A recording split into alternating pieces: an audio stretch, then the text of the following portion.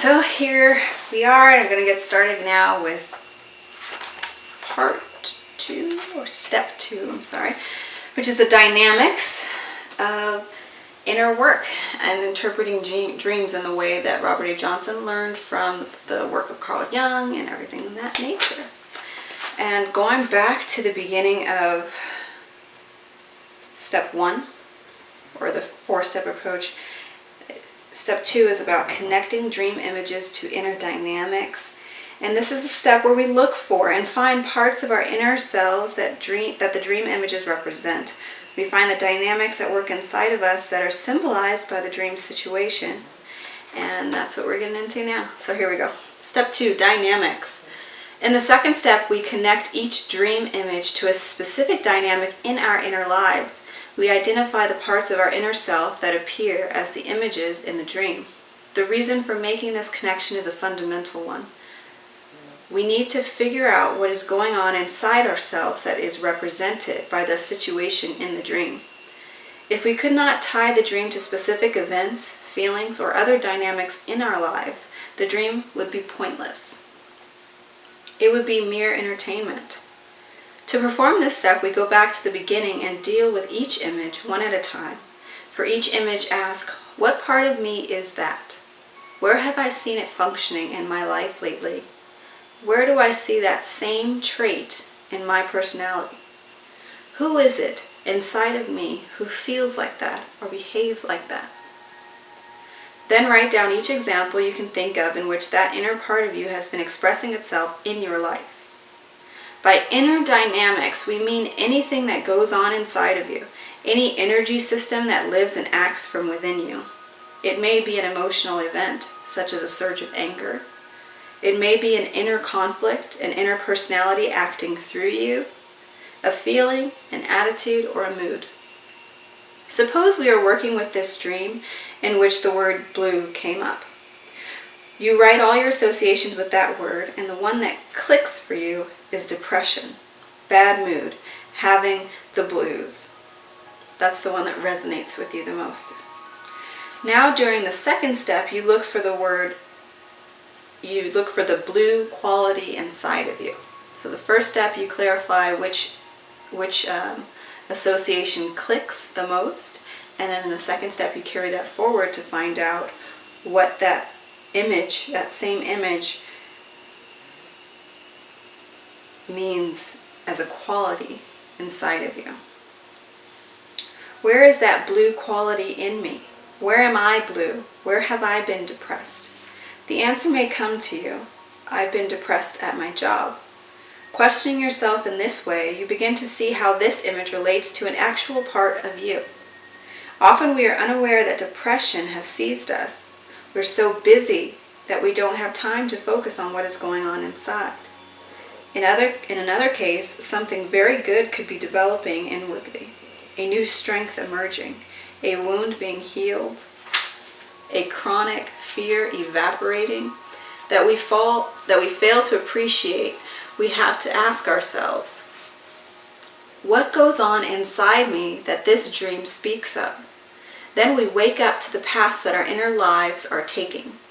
We must find that specific inner event at the deepest level of our lives, and we need to find specific examples. We are not finished with this step until we find actual examples from our lives that correspond to the events in the dream. We also need to keep writing. There was an old tradition in the Christian church that one had not prayed unless one's lips had moved. This idea expresses a psychological truth. Something physical has to happen. This is why it is so important that you write your examples down on paper. When you physically write those examples, the connections with your dream become clear and definite.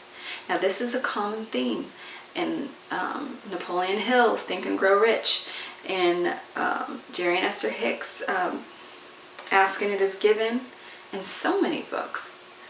I believe even in The Science of Getting Rich by Wallace D. Wattles, they talk about the power of writing something down. There's a psychological aspect to it. There's a mental aspect that connects with writing something down. If you've talked to any mentors, they always say they have their goals written down and they carry them with them everywhere. You have to get it down, you have to get it out, and by handwriting it's even more powerful. There's something associated with that all of these past thinkers have created a pattern for us, leaving the breadcrumbs for us to follow and say, okay, I need to write it down. There's another one I talk to my husband all the time about. They say to repeat it once in the morning and once at night, your affirmations to yourself, just upon arising and just before going to bed. It sounds so simple. And I've read Think and Grow Rich several times. And I've read it for information. I've read it for a report, for a mentor. I've read it for myself as a refresher. And each time, well actually on the second and third times, I think that I had the intention of following it to a T. This time I'm going to make it happen. I should try it again now today that I have more discipline. Because you have to build the self-discipline, because to do something like that, to form a habit, a new habit, takes discipline. It takes action and repetition, which is what is also a function of reprogramming the mind to take on and embody the new vision of yourself. So you have to, it's easier said than done. So it takes a commitment from yourself. By how invested are you? Which is the next key that they say to it. You have to have a burning desire. Emotionalize your intention when you want something, when you set a goal. That you will take the effort and write it down. That you will put it somewhere that you see it every morning and you read it out loud every morning, and then you read it out loud every night before you go to bed. You set that intention and you have that discipline because it's a real burning desire within you. And until you have it, you'll start it and then you'll wane off. You'll start it and then you'll wane off. But as long as you keep going back to it, as you're building that desire, and you declare, I want to have a burning desire about this because I'm certain that this is what I want. That's when the magic starts to happen. That's when you start to get help from outside. Forces start to align and they say, okay, you're serious now. Now we'll do the test. Are you going to put forth a little bit of effort each day? As Wallace D. Waddell says, every day you're doing each thing in a certain way, and you're doing it in the best way that you could have done it, so that you can't fail. Every day is a little more success. There's methods. And in this, the inner work, the dream work, the method is to continue to write these steps down. It's not in your head, it's not typed up on a computer, it's not in your iPhone, it's handwritten. And it's for a reason. Moving forward, taking dreams inwardly. At this stage in dream work, there is always a question whether the dream is commenting on one's inner life or on the external situation. We sometimes express it by asking if the dream is to be taken inwardly. Most dreams are representations of what goes on inside the dreamer. Dreams usually speak of the evolution of forces inside us, the conflicts of values and viewpoints there, the different unconscious energy systems that are trying to be heard, trying to find their way into our conscious lives.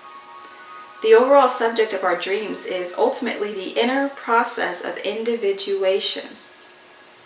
That's awesome. I'm going to read that again. The overall subject of our dreams ultimately is the inner process of individuation, which he describes earlier in the introduction in the part 1 of this book, individuation and its importance to each and every one of us. Most dreams, in one way or another, are portrayals of our individual journeys toward wholeness.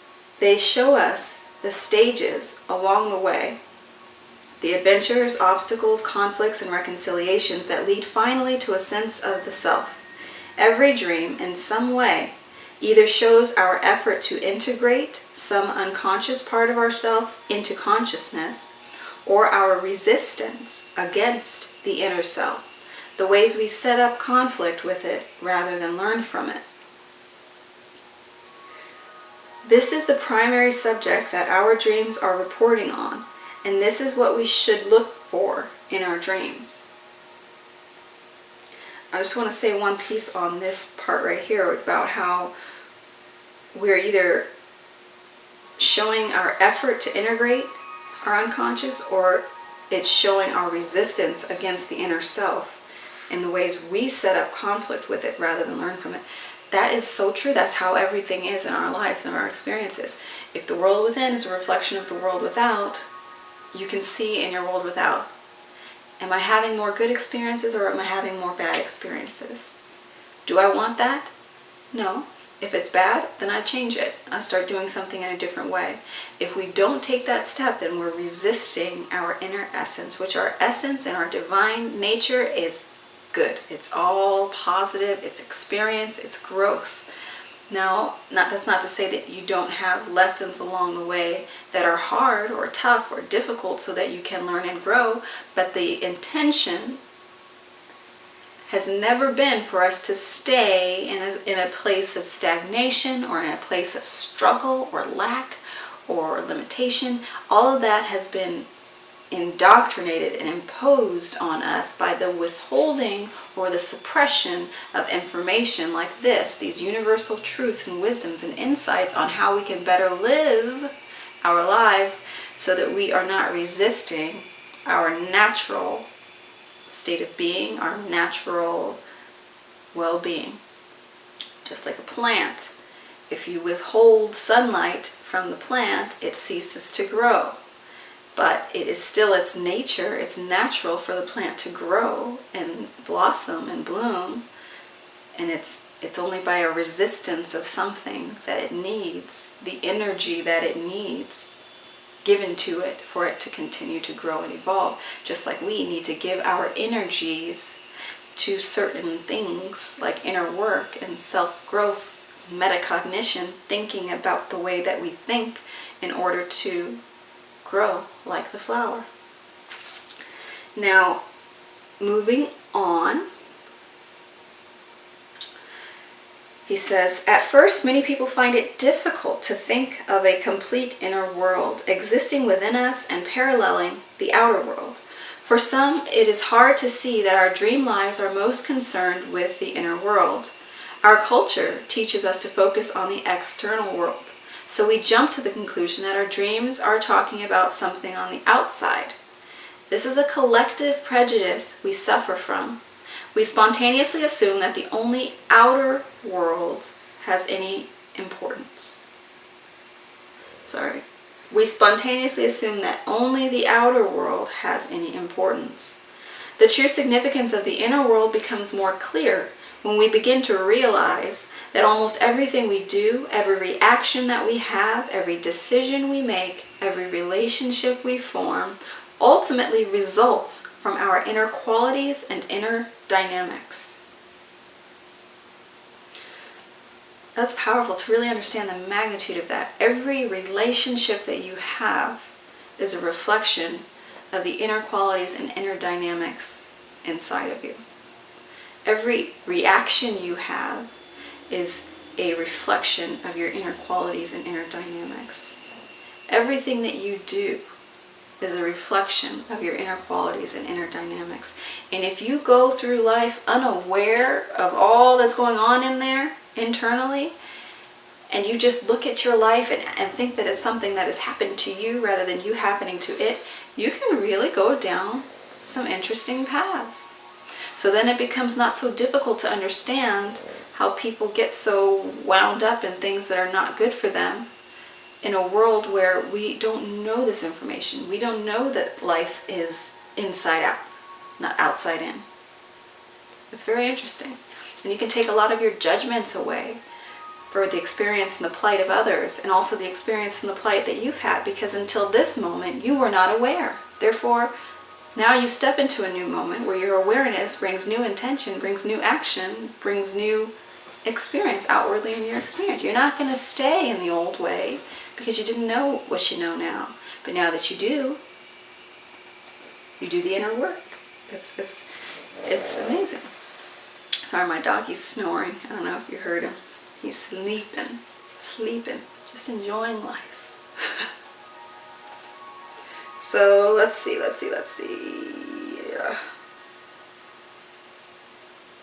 Yeah, that was a powerful statement. That was a powerful sentence to take in and ponder on.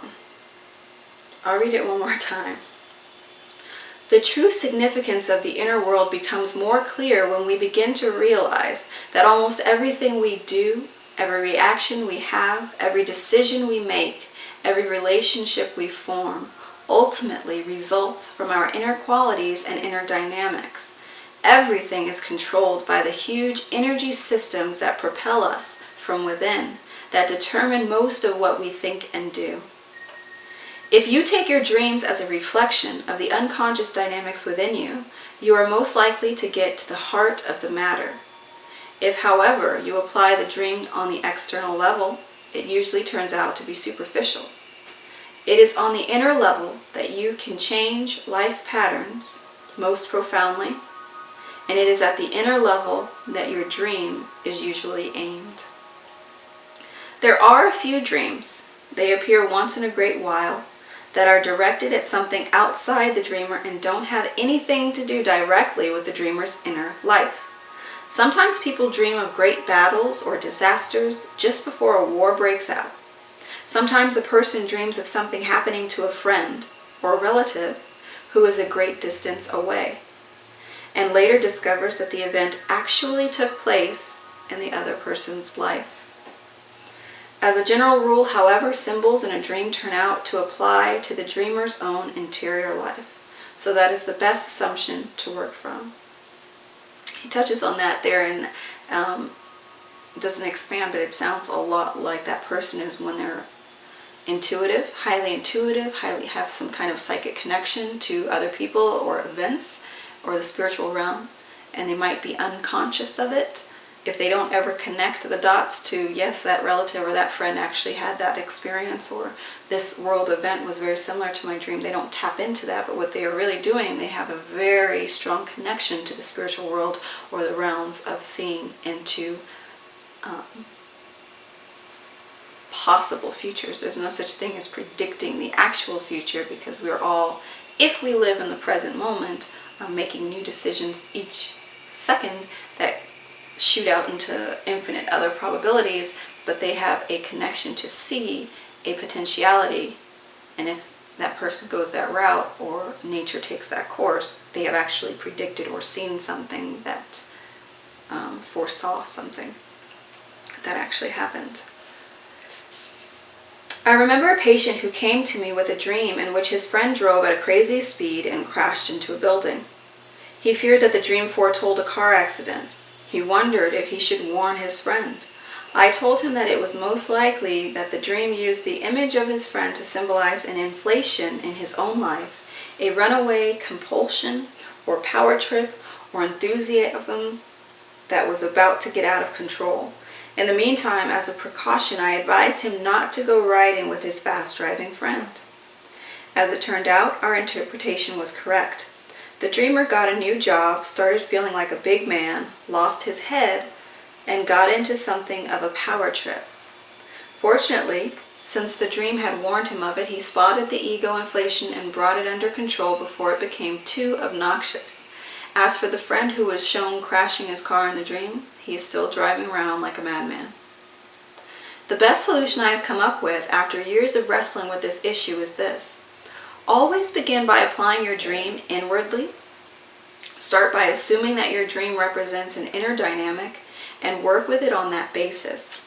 Later, if it turns out that the dream does refer to an external situation, and adjust your interpretation accordingly. There are good reasons for taking this approach. The first being, as we have said, the simple fact that most dreams refer to something going on inside the dreamer. It makes more sense to start off with that assumption. Therefore, otherwise you're liable to miss the main important factor of your dream. Second, we have to compensate for our collective prejudice in favor of the external world. The only way we can do this is to force ourselves in a disciplined way to look for the inner meaning of the dream. As soon as we start to apply the dream to our external lives, we get lost in speculations about people we know and all the situations we're involved with.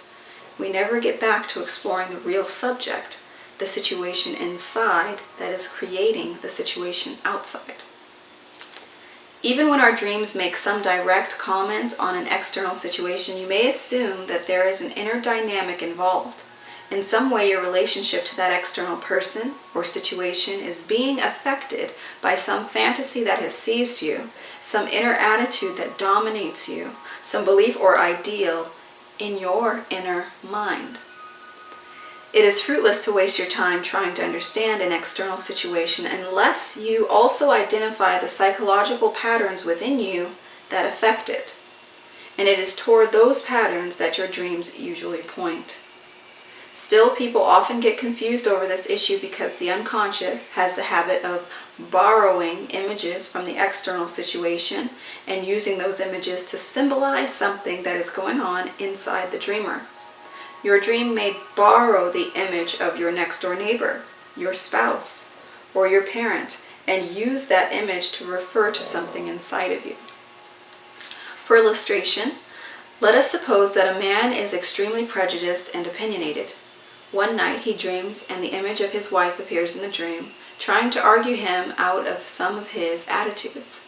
It happens that his wife is an open-minded person with a flexible, inquisitive intelligence who is interested in other people's viewpoints. In this case, the dream is probably using his wife's image to tell him that he needs to be less opinionated, less defensive, and more open to new ideas. The capacity for this is identified with his inner feminine side, so his unconscious chooses his wife's image to represent it in the dream. By using his wife as a symbol, the dream tries to wake him up to possibility within himself. The natural reaction is to think, since my wife is in this dream, it is obviously talking about my wife or about my relationship to my wife. It is a natural conclusion, but in practice, it usually isn't so. The dream is most likely to use the image of the wife to represent a quality in the dreamer, a conflict in the dreamer, or something evolving in him that has little to do directly with his external wife. In this situation, the dreamer has several things to understand. First, he needs to see that he has an inner wife who is distinct from his outer wife and lives in the inner world and is a part of him. Then he needs to stop blaming his physical wife for his conflicts with his inner wife, which turn out to be conflicts within himself. Finally, he needs to take his inner wife, his inner feminine, seriously. He needs to try to understand what part of himself she represents and what it is she is trying to communicate to him. As I'm reading this, it makes me think of a scenario that luckily I have not experienced in a while in my dream world. Hopefully it's because I've gotten past it. Authenticity time. If I have some more time in this video, I don't know how long it is. But anyways, the idea of having his wife be a symbol in his dreams and him taking it out on his external wife versus looking at what the message is for within. For a long time, or not for a long time, I guess for, well, you ask my husband, he'll say something different, I don't know. As we've been together, there's been a period where I would have dreams of him, and they would be negative dreams. A lot of times it would have to do with him being unfaithful, and from me being, yeah, that's basically what would be the make of it. It's like something he does in the dream, and then I'd wake up and then I'd be looking at him sideways and like suspecting what he's done and saying, what is this dream trying to tell me? What's going on? And this is before we got married. And then, it started to fade away. But each time, like, I would come up and then I would kind of wake up with an attitude. I would literally wake up with an attitude toward him, or I would wake up from the dream and I would turn away from him and sleep on the other side, and just like, I would be mad. I would think that he did it. My external husband is the perpetrator of my internal husband in the dream. Never thought about it, but now here, well, we thought about it, as I talked to him, I would tell him, eventually I'd tell him about the dream and why I had this and trying to get him to tell me something, right? And he'd be like, why are you having bad dreams about me? I don't have bad dreams about you. And I started to feel bad. Why am I? And I started to be like, okay, I need to change how I look at him. I need to change what I see of him, because my fears associated with him and our relationship are coming through in my dream. And I did have some kind of awareness in the past of this phenomenon where you have your dreams are telling you or predicting what could possibly go wrong in your experience should you not change your course of action, your thoughts. That was the basic understanding I had of my dreams. So I would think, okay, I'm getting too much of this insecurity feeling, or this feeling of this fear of loss of love, or having something that's too good in my life because of my own whatever, that I'm pushing him away, or if I do this, this, and this that I did in my dream, this is what's going to happen, I'm going to lose him. So I started to kind of think about that, not from this perspective, I wasn't writing anything down, but with that consciousness, that at least understanding that your dream is showing you something that could happen that you don't want to happen, and it's a nudge for you to correct action. It is kind of focusing on the inner world, and so in time I started to focus on myself, but this is telling you really, literally, he is a symbol. Your inner husband or spouse or partner in your dream is a symbol of a masculine, unconscious aspect of yourself that needs tender love and care, needs some TLC. And so internally, for me, I needed to deal with my feelings of self-worth, of value, of perceptions of relationships, and how a lot of them are not soulmate relationships. People have settled. Someone has been dishonest. Those fears that have been swirling in the back of my mind, now I'm bringing them into my relationship now with someone who I had done the work on myself to find someone who is worthy of my love and who I am worthy of his love in return. And so I got to get to a place of appreciating what I have instead of, letting all that old baggage or mind chatter carry into this and create something that I don't want here, because we are still creators, right? So it's very powerful, very interesting thing to end on that point right there. And I think I'll check on the video and see how long it's gotten, and I'll start with a new one, because this chapter goes on for quite a while and I don't want to get cut off. So I'll be right back.